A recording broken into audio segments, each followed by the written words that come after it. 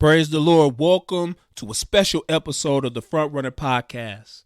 The month of April is National Poetry Month. And today we have a front runner joining us, Monica Harrison. This is part one of a two-part discussion. Monica is a Christian spoken word artist whose powerful words and unique style are both inspiring and thought-provoking.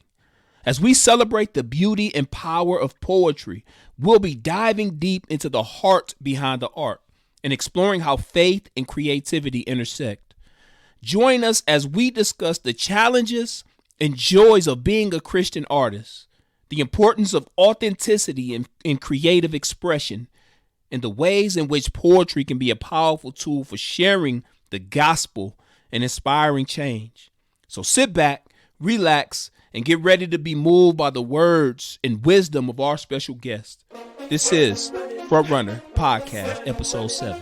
Praise the Lord. My name is Isaiah Marshall, and you are listening to Front Runner, my podcast, where I will be interviewing friends who are front runners, the underdogs who dare to take risks, who bet on themselves, who run their own race, who run to win. They lead their lives from the front, and as they sang in track and field, they leave it all on the track.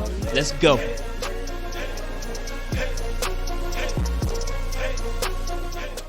Praise the Lord. My name is Isaiah Marshall, and welcome to the Front Runner Podcast. Today, we have a very special guest.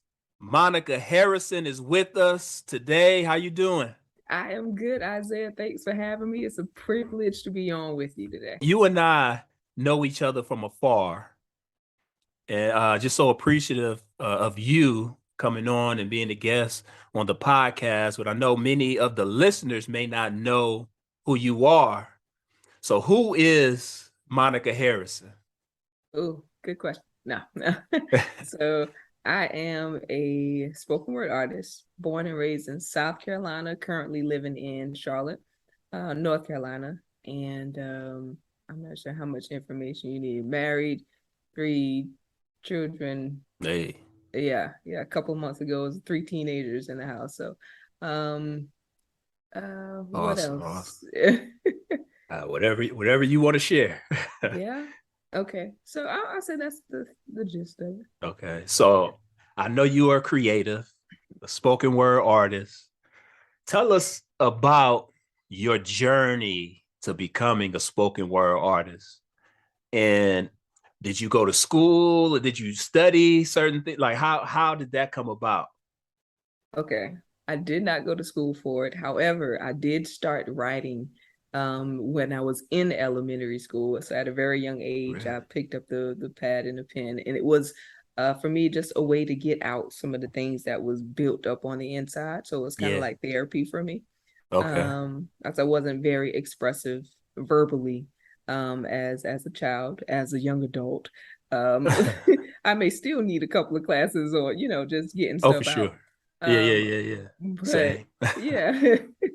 So I started writing in elementary school, and it just progressed from there. I would just write about random stuff. There was no purpose, no reason for it other than let me just get something out. So you've been writing since elementary school. So when did you say, at what point where you was like, man, I want to become a spoken word artist? Like, okay. So freshman year in college. Okay. I went to my first open mic. And I was like, I write poetry. Let me go on stage and it was random, just some impromptu. I didn't plan on doing anything. Yeah. So I went to the open mic and I got on the mic there. And I think I took my notebook with me. I didn't have it memorized because it wasn't something that I was pursuing. I took my notebook with me and I read a piece, and the crowd reception was like, oh, that's so good. Really? And I was like, oh, really? That was encouraging. It was absolutely. Absolutely. So from then it was like, I think I found, like, you ever found a place where you fit like this, I think I found home for me, and not just the stage, but in that space of just expressing where other people could connect with me at the same time. So it was freeing. And it was challenging at the same time, but after that first open mic, I was hooked. You was like, this is it. This home. Absolutely. You was hooked. I know for me and my experience, like I I grew up sort of like, I mean, my focus was just athletics. And Mm-hmm. so very narrow focused. But that's what I love. That's what I did all through, middle school, high school, college. I ran Mm-hmm. track. And I started off at Mississippi State University. Cool. And for me, being away from home, again, I'm from Detroit, Michigan. So that was a distance away from home. And just the challenges that I was navigating there, away from family. And Mm-hmm. I can remember taking those Greyhound bus rides back home, which was like a 24-hour journey.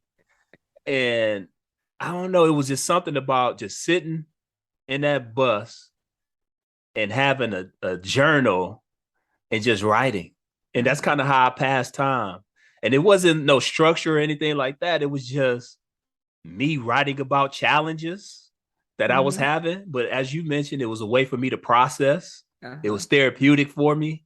And I think, I can't necessarily say at what point I said I want to become a spoken word artist, but I know that experience kind of helped develop this desire and this passion to write and create Mm-hmm. a creative write, and then also transition into performing Uh-huh. poetry. And so I didn't know that this I didn't realize at least that this was a great desire for me until I stopped competing in track and field. And so it's like I lost the thing that I love, but again, a way for me to process some of that, grieving this thing that I held on to for Mm-hmm. so long and had to Okay. let go. I just began writing, and then That's eventually good. it started turning into form. And it just, again, it was just a way to process and therapeutic for sure. Uh-huh. That's good. That's good. I like how God just used something individual I was talking to as far as like how there are things that we may not recognize when we're young or Mm-hmm. growing up, and God just bring it back to the forefront. Like, now I was in this the whole time. You just For didn't sure. know the You full ain't plan know, of you're right. it. But yeah. I was preparing you for something. Absolutely. Yeah, yeah. Yes. So, like, how would you then describe what a spoken word artist is? So, like, Oh. some people don't, like how, like, people know rap, they Mm-hmm. know rappers, but like, it seems like, at least in my experience, it seems like spoken word is sort of one of those lost arts Uh-huh. in terms of like popularity. Okay. And so, like, many people may not fully understand what a spoken word artist is. So how would you describe that and what you do? Okay. So I would say I have two definitions or two ways to describe it. One, I'm a Christian spoken word artist, but there are some venues and avenues that I go to where it's not necessarily Christian. Mm-hmm. And so when I do get up, I would explain spoken word as poetry with power. Mm-hmm. It's, like some crowds are used to the Edgar Allan Poes and, just Yes, this yes, certain yes. flow of poetry. So I'm like, Mm-hmm. okay, they're expecting something, but I need to tell you it's a little bit more expressive Oh, for than, sure. just reading it off the paper. So that's one definition. Um, the second, if I am in a more Christian environment, I tell them I'm the shortest preacher that you would ever experience. Like, I will go through Genesis to Revelations in 3 minutes. And Wow. you've been through church, you had a whole sermon, you had a altar call, and all of that good stuff all wrapped up in Yes, one. yes, yes. So it's just It's that's it's like that power wrapped up in 3 minutes and exactly. such a concise time frame for sure. Uh-huh. Now, how have been? I mean, how's your experience been performing at venues that are not specifically faith based or Christian venues? Like, have your experience been like it's been open? You know what I mean? Like, how's that been? It has been open. And ironically, I enjoy those venues, and I don't desire to compare it, but I really enjoy those Yeah. venues because I can see it's like light being shot in darkness, so to speak.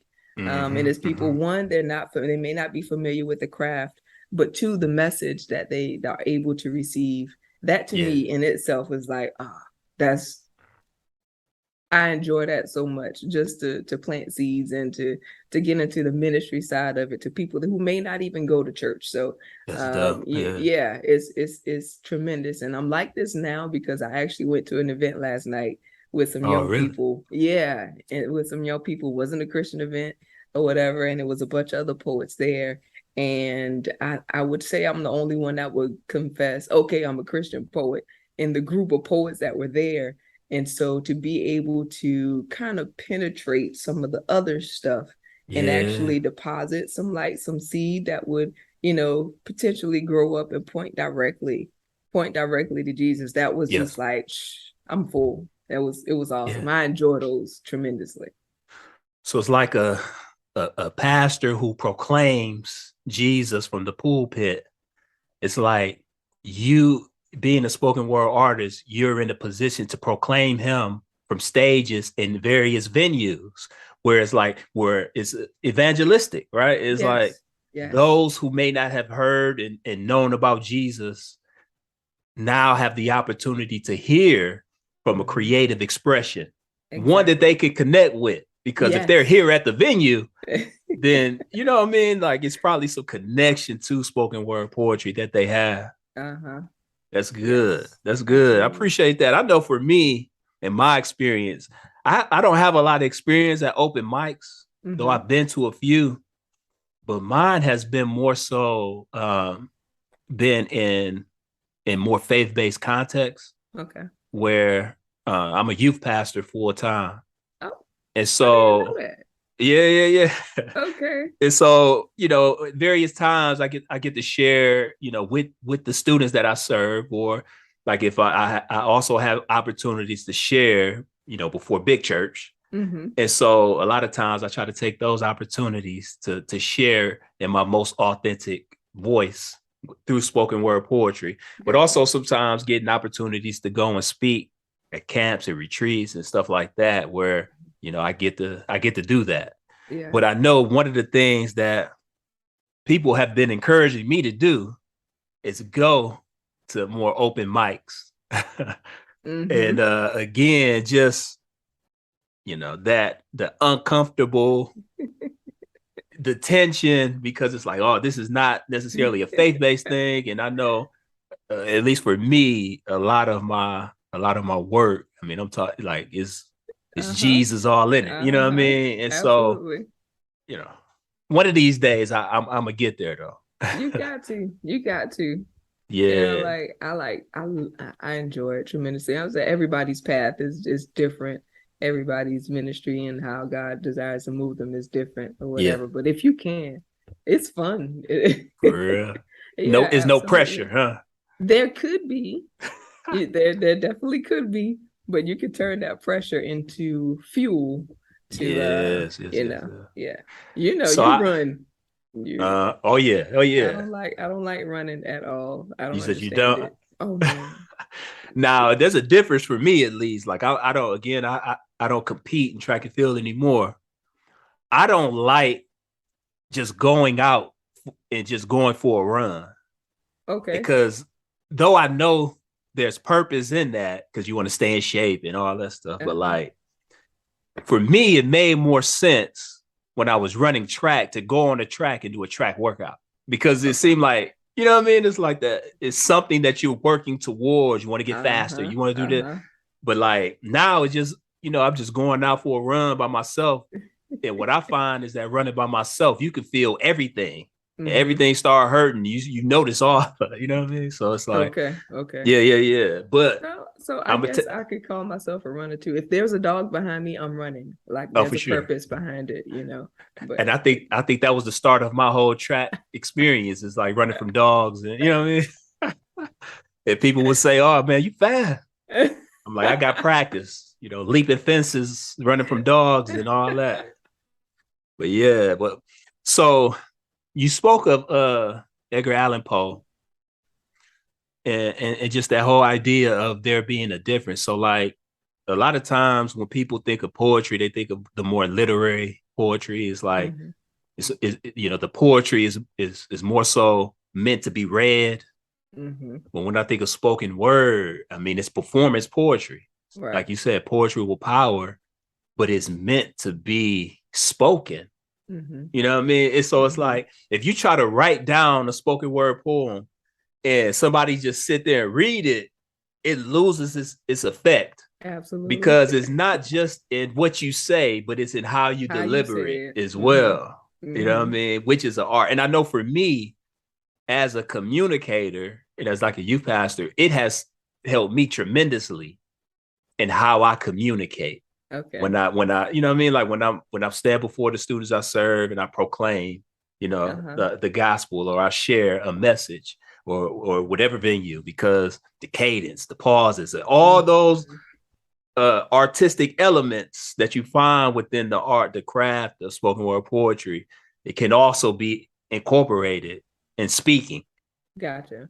Yeah, That's yeah, good. yeah. That's good. As a quick story, my grandma died, passed away or transitioned some years ago. And my brother asked me, I wrote a poem for nobody asked me to do it. I just wrote it or whatever. And my brother caught wind of it and he put me on the program to like read this poem. Just randomly.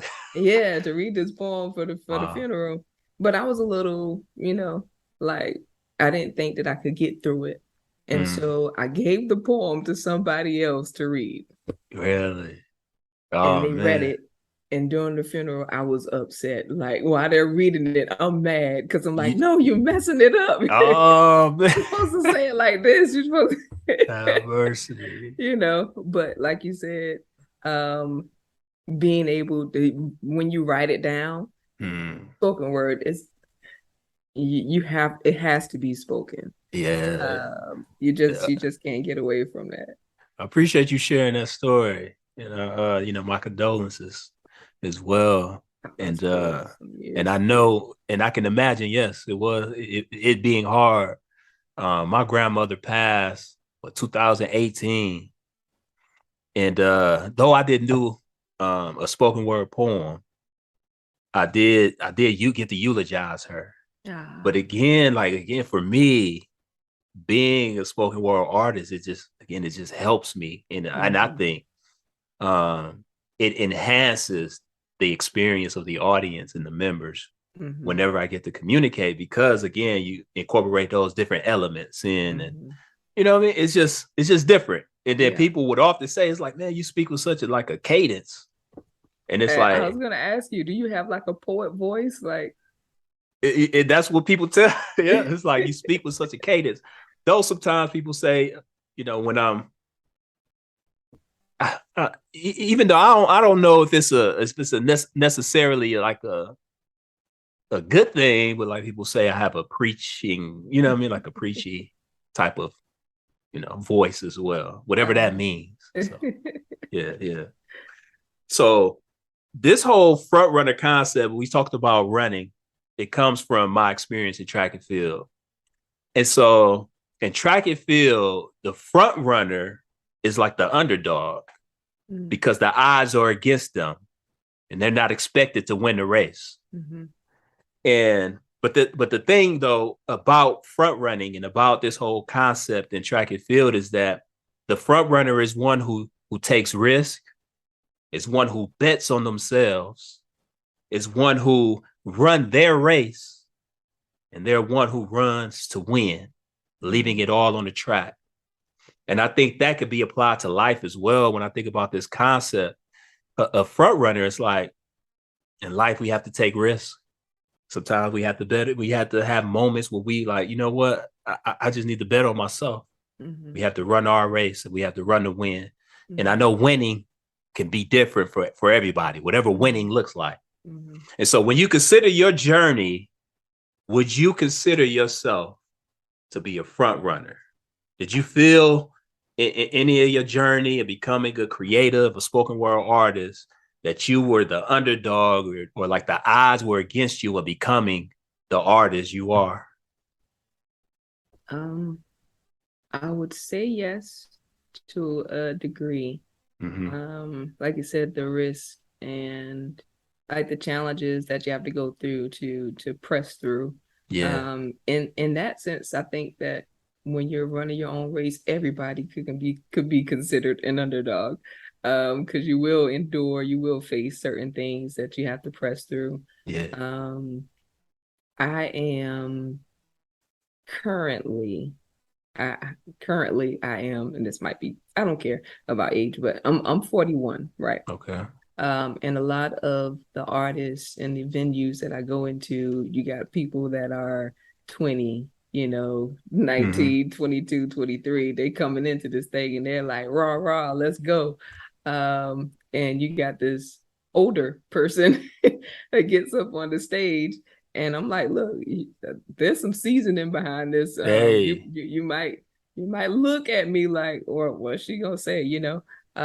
But pressing through in that sense, pressing through what a spoken word artist looks like, is a challenge, has been a challenge. Yeah. One, I am pretty introverted, right? Okay.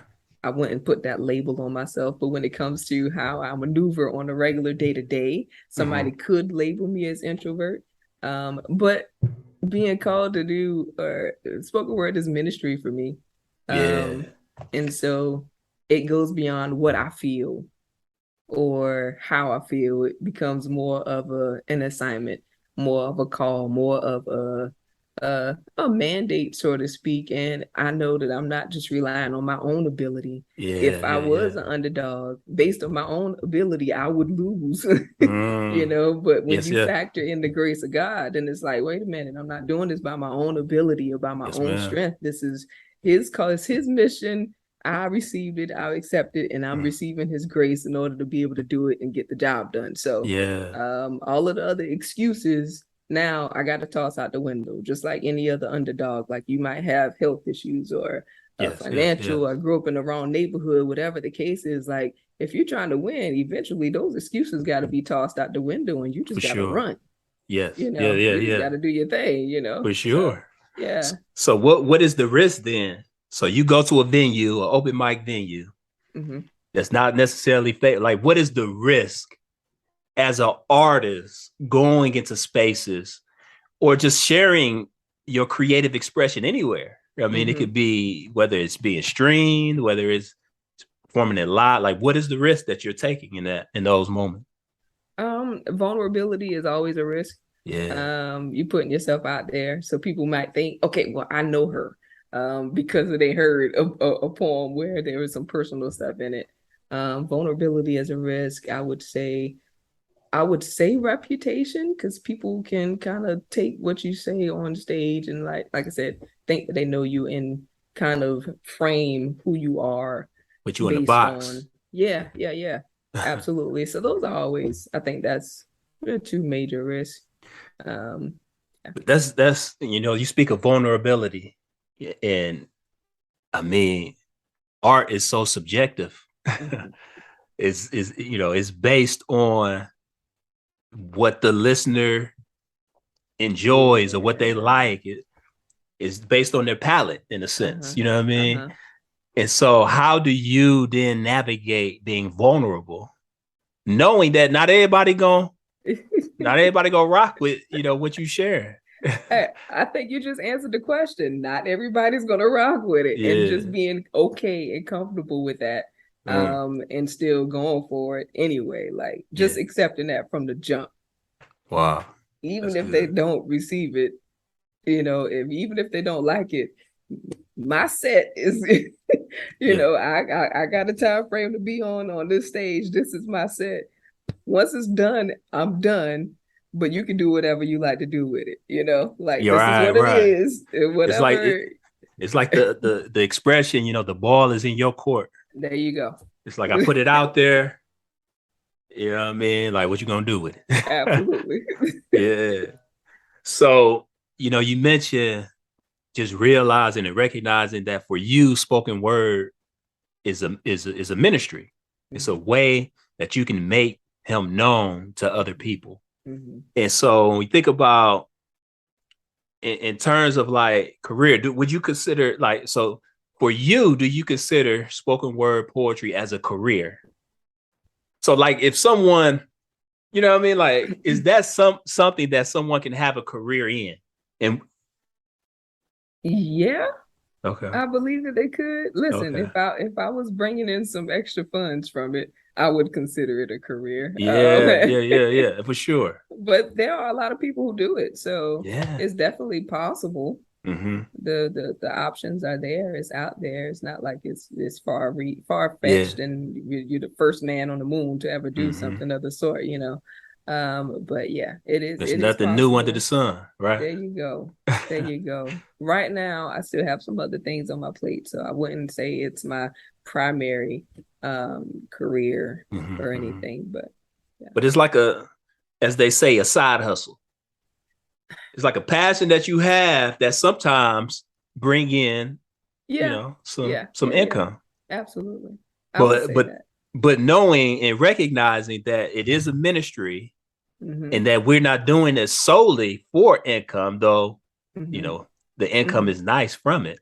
But Absolutely. the sole purpose is, I mean, to glorify God with it, to Yeah. edify his people with it, Uh-huh. and to make him known and to, to spread his word to others, for sure. Correct. I have this I say saying or this prayer, just as one thing for me personally is like, okay, God, our agreement, me and God's agreement, like, okay, whatever doors open and the Mm-hmm. doors that I'm supposed to go through, it doesn't matter if it's one person in the crowd or it's Yeah. 1,000 or 1,000,000, I'm going to give 110% Mm. regardless. If there's $100 on the books or 1,000, yeah, I said 1,000, or 100,000 on the books. Yeah, It yeah, doesn't yeah. matter. I'm going to give 110%, 100 and well, I'm going to give everything, no Everything. less than 110, Yeah. regardless, because it's Yeah. not about the income is good. Mm. But ultimately I have to answer to God for what he gave me for the assignment. And I don't desire money to be the reason why I don't give 110. I don't Wow. desire, a crowd to be the reason why I don't, show up and give it all. So that's just my personal, has some For sure. vulnerability in there. That's just my personal agreement with, Yeah. with God when it comes to the craft itself. So And so when you talk about your creative pursuits and knowing like this is not your primary career, but it is something that you're passionate about, it is a platform that you use as a ministry. mm-hmm. And so we think about in any endeavor, whatever pursuits, just that you talk about the element of risk, but there's also in how we getting over that risk and how we just overcome the fear of taking the risk. There's an element of betting on ourselves. You know what? I know. I mean, I can do it. You know what I mean? The Lord has empowered me. The Lord has wired me in a way where I just need to take the leap of faith and just Mm-hmm. do it. So what would you say have empowered you to take that leap of faith and to bet on yourself in a sense? um I wouldn't say that there's one particular thing. Mm-hmm. Um, if you're going to go rock climbing or mountain climbing, you don't start off with Mount Everest, Yeah, yeah, right? yeah. So I That's think there facts. is like a gradual building up to what other people might see, okay, you're on Mount Everest, okay, you took a good leap or you did something very extravagant or whatever the case is. Yeah. But they don't see the small tests and the small victories, the small jumps, the small climbs, that have been Mm-hmm. taking place throughout that particular time. And so I think just being willing and open to endure whatever is in front of you at that time Mm. is, you know, taking a risk and not just, okay, wait until the big risk come and then I'm going to try something. Like, Wow. what if just writing one poem is a risk for you at that Mm-hmm. time? Like, conquer it, face it, Yeah. and do that. So yeah, that'll be my That's take awesome. on that. That's awesome. So do you have like a particular process that you go through when creating? Absolutely not. Like I hear poets, they say, they have like these writing sessions and they writing sprints and all these, like, is that something that you kind of incorporate? Like, how is your process?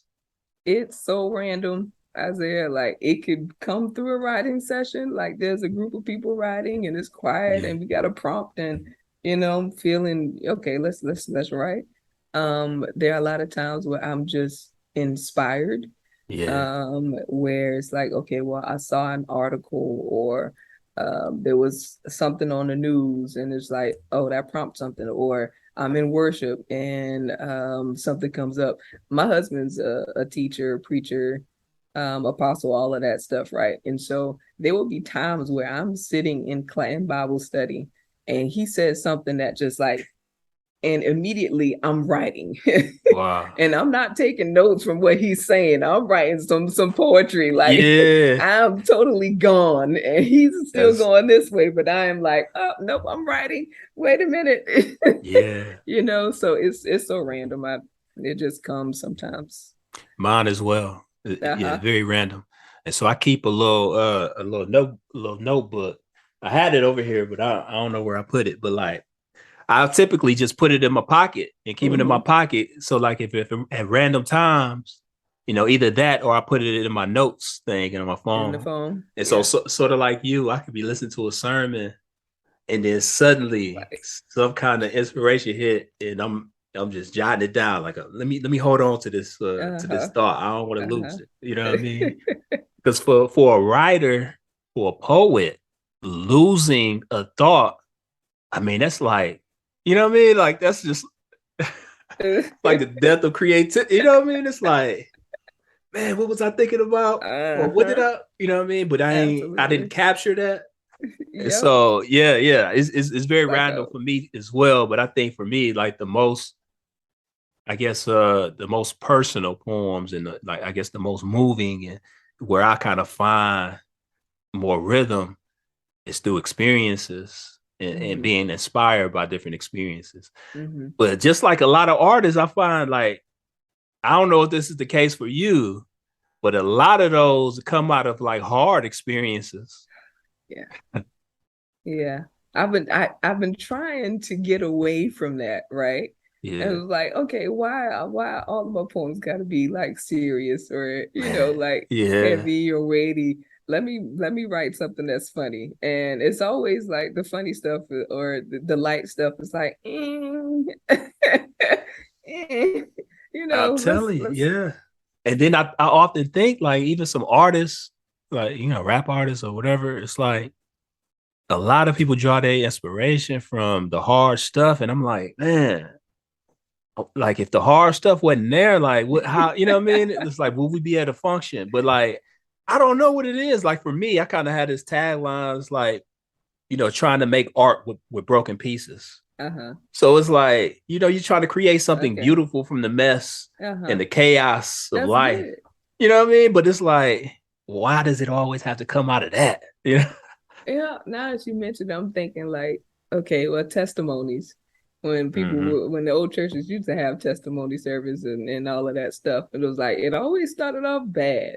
Yeah. Like Yeah, for sure. all of this other stuff that happened, and then it's like boom, blossomed into something great. So maybe there's a purpose, a reason behind it. Yeah. I mean, there's shared experiences because all of us go through hard stuff. You know what I mean? Absolutely. Yeah. And I know even through our experiences and sharing and trying to make something beautiful from it, it's like a redeeming thing, like how God redeems. It's Mm-hmm. like it's redemptive, Mm-hmm. and people connect with that. You know what I mean? Yeah. It's like, man, they Yeah. hear the struggle, they hear the challenge, but there's a redeeming factor in that. You know what I mean? Correct. And Correct. people connect. I think. Yeah. You know. I agree with you wholeheartedly. I was looking at because I like film stuff, right? And Mm-hmm. so I was looking at like the general structure for how a movie or storytelling is done. And it's typically like I'll just say that if there's five acts in the show, you got all of this drawn out stuff, the conflict and all of this other things, the stuff that's happening. And Mm-hmm. right at the end, you got the resolve, you got the resolution, and then the movie just stops. Yeah, like that's it, that's over. So you build up and then boom. And I'm like, with one of my pieces, I was kind of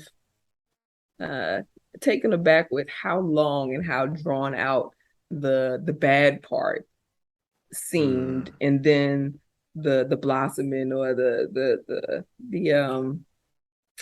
good part of the poem was only this long, and I'm like, no, I can't have it like that. Like, it doesn't look right. It's like I'm spending so much time on the bad. Like, yeah. Wow. And that was a personal thing for me. Yeah. And maybe I probably need to go back and see if I've gotten better with spreading that out a little bit. I've never even thought about that. That's a good point. Wow. So would you say, because I know you do film as well. Mm-hmm. Yeah. Do you record? You record those yourself? Like, I know you write it, but like, do you record it? Like, how does that? As far as filming, my son's the videographer. So, okay, gotcha. I was like, hey, let's go. Let's work. Let's do this. So he's the right-hand guy when it comes to filming. Wow. Yeah. Family, we are going to pause part 1 of our 2-part discussion with Monica Harrison, and we'll pick up with part 2 next time. But my prayer is that this encourages you to go out and to celebrate National Poetry Month with us, to go check out some dope artists like Monica Harrison. And I would like to think that I'm a dope artist myself. So feel free to check out some of my work as well. But I look forward to part 2 as we get deeper, to be encouraged, to be challenged, to be empowered. Follow the Front Runner Podcast and share with a friend. Also, follow me on Instagram at the Isaiah Marshall. Subscribe to my YouTube channel, which can be found in the show notes.